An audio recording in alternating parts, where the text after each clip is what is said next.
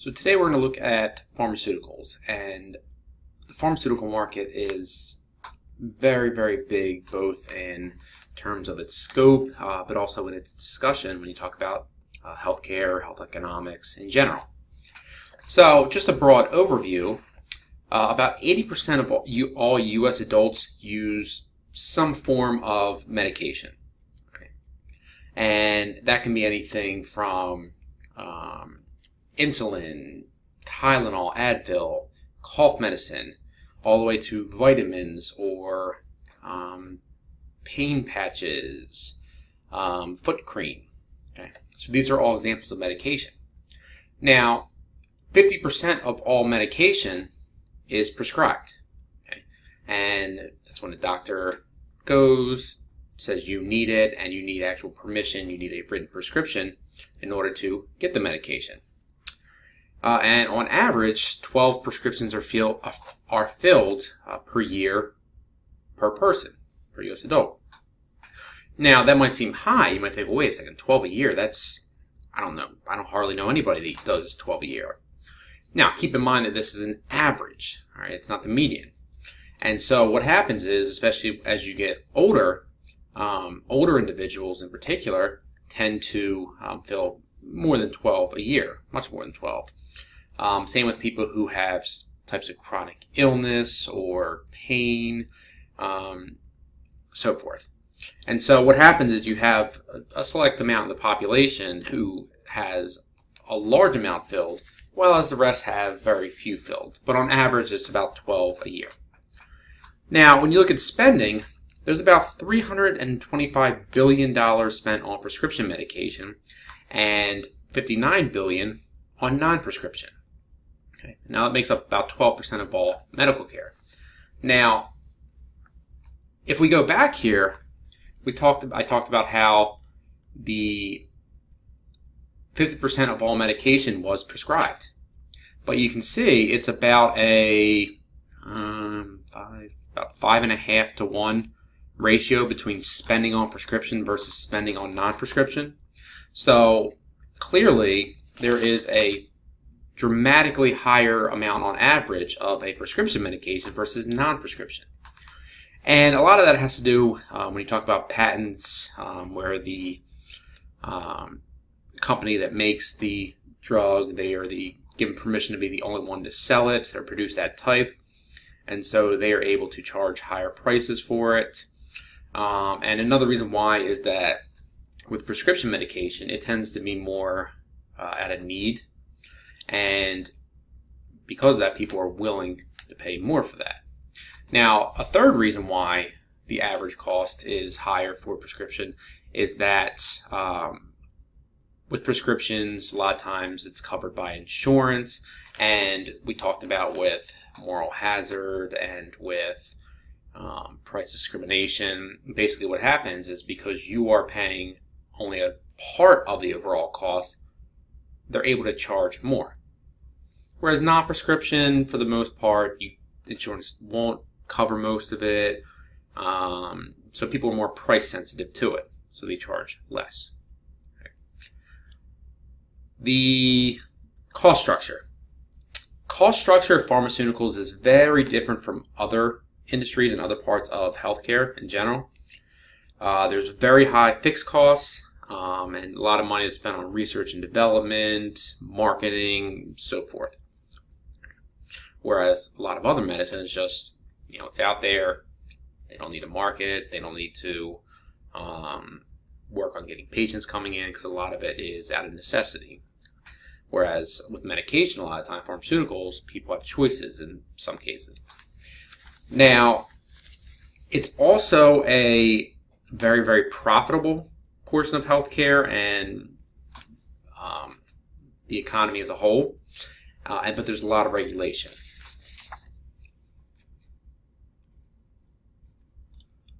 So let's first focus on how you get a prescription. So with getting prescription, there's 3 steps. The first step, you go to the doctor. You don't feel good, you go to the doctor. Or nowadays, you can also go to a nurse practitioner. And a nurse practitioner is kind of a hybrid, I would say, between a nurse and a doctor. A nurse practitioner has to go through a little bit extra schooling, but as part of that, that nurse practitioner can write prescriptions, do some minor evaluations, and so it's kind of that in-between area. So anyway, so you go to the physician or nurse practitioner, okay, that's step one. Step two is that individual, that medical professional, will give you some diagnosis, and then they will prescribe you a specific drug with instructions. So step one, go to the doctor. Step two, after diagnosis, the doctor gives you the prescription for a specific drug with instructions. So a couple things with that. One, all drugs must be approved by the FDA, the Food and Drug Administration. That's the body that oversees the pharmaceutical market. In part, that's what they do. Now, the doctor has a lot of flexibility, though, when it comes to this. So as far as dosage and usage. So it's the doctor or nurse practitioner who makes the decision of how many, it should be 20 milligrams, 30, 40, one time a day, 2 times a day, how many refills. Okay. The doctor does all of that. Right? So the doctor is control of making all those decisions. The doctor can also specify generic or brand names. Now, the brand name is the original type that comes out, the pharmaceutical company they put out, they do all the research, and so they're the first ones. It's usually the best. The generic is after a time, after the patent runs out, the other pharmaceutical companies can come in and they can actually copy it, but a lot of times it's not quite as effective. It can be close, but it's not always there. And so they can specify one or the other. So again, step one, you go to the doctor. Step two, after diagnosis, the doctor gives you a prescription with specific instructions. Step three, you go to the pharmacist to get it filled. All right, so you go to a licensed pharmacist, you give them the prescription, they give you the information with the instructions. So while it's the doctor's job to to say what the instructions are, it's the pharmacist's job to actually explain them to you. And so as far as things like side effects or answering any questions you have, that's mainly the job of the pharmacist. And nowadays, a lot of it with labeling is right on the label, and so it becomes a lot easier with that. So when we look, so when we talk about the revenues then, all right, so you go there, you get your prescription, your medicine, or get your medicine for other reason. Let's look at some of the facts with that. So now, when it comes to paying for the pharmaceutical products, all right, so again, about $1,195 on average per person, and that's about 12% of all healthcare expenditures. Now you can see here that it's a much larger part, percentage-wise, of the free flow of money. And so 27%, this is as of 2015, is out of pocket. And again, remember, when we talk about out of pocket, that means that when you get the drug, that's how much you pay for it. Okay. It doesn't take into account paying premiums for your insurance. The other areas that pay for the pharmaceuticals, private insurance is 36%, Medicare, Medicaid, some other programs. Okay. But again, with this out of pocket, it's big because if you recall back, overall when you look at medicine, it's 11% out of pocket. But if you look at pharmaceuticals in particular, it's 27%. Okay. So there's a big difference there. And today, what tends to happen is you have insurance for the prescriptions in particular, and you pay some copay. And that copay, that's going to be the out-of-pocket amount there. Average copays are about $11 for generics, $20 to $45 for the brand names. and 25 to $40 for the brand names. Other insurance may require you to pay a percentage of the price, while others may require the patients to pay in full and then submit for reimbursement. So it all depends on the managed care plan. Now, when we look at, again, the sources, so this looks at overall here. Now, if you break it down into prescription versus non-prescription, well, this is kind of what I was talking about. So here we have prescription.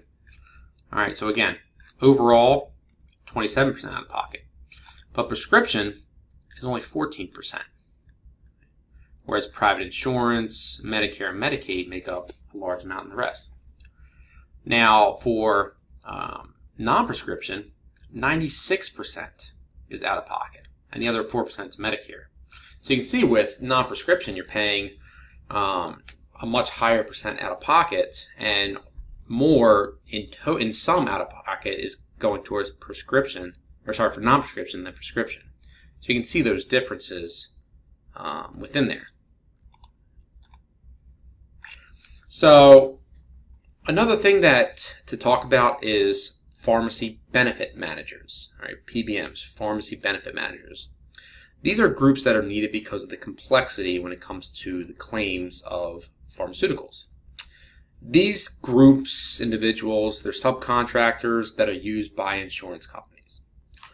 They develop benefit plans, administer the claims, they manage relationships between the patient or between the individual covered by the insurance and the insurance company. But they mostly operate behind the scenes.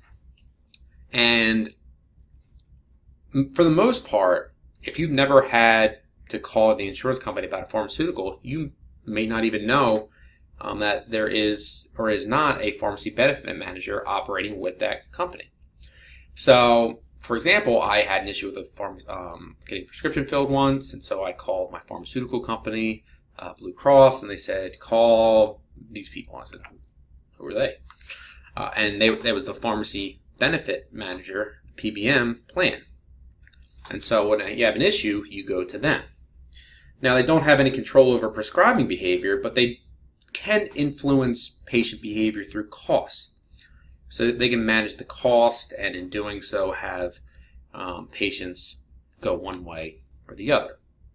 So, for example, they can set the out-of-pocket amount, the copay for brand names, to be a much larger portion than generic, because they want people to go to the cheaper generic, and so they give them the incentive to do it.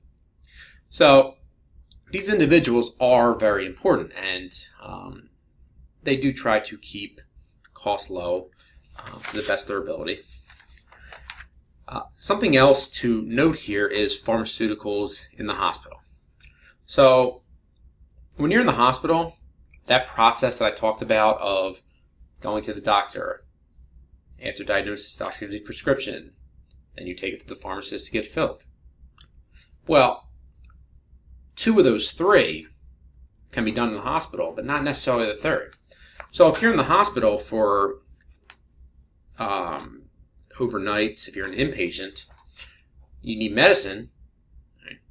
Let's just say you're having pain, and so they want to give you some morphine or some other type of pain medication. Okay? So the doctor comes in, writes the prescription, hands it to you. All right. What's he going to say? All right, there's a pharmacy around the block, go get it and then come back? No, clearly not. So what happens with hospitals is they tend to have a pharmacy in-house in a way.